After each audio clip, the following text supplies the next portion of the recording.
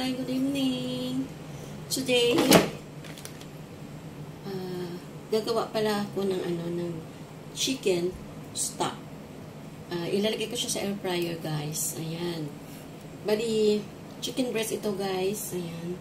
So, napakakapal. Hindi ako marunong ano sa kanya, magpaliit. Ito lang, guys, ang gagawin ko. Ayan siya.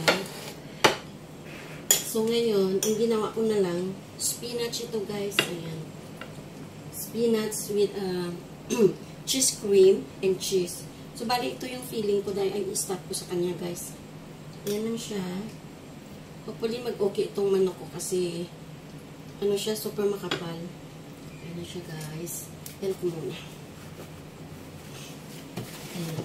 So, by the way pala, guys, bago kayo mag-operate ng ng air fryer, ipainitin nyo muna siya even though 5 minutes lang or 10 minutes, much better. Ayan. So, ilalagay ko siya ng 170 kasi para mahina yung pagluto, guys. Ayan na, guys. Stock with spinach, cream cheese, and cheese. Ayan. So, ang gagawin ko, guys, paikutan ko lang siya ng bacon. Ayan. Ikutan ko lang siya. Ayan. Ganyan lang siya, guys. First time kong gumawa nito, so hopefully maging okay siya. So, favorite ito ng mga alaga ko pag itong gagawin ko. So, rinay ko lang siya, guys. Paikutan nyo lang ng ng bacon. As much as na magkano yung ilalagay mo. Okay.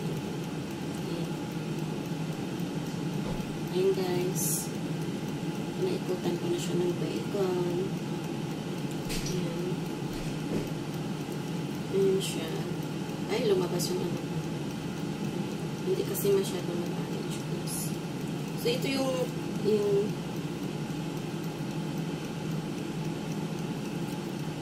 ito na siya, guys. Ayan. Ganito lang siya. Ayan siya, oh.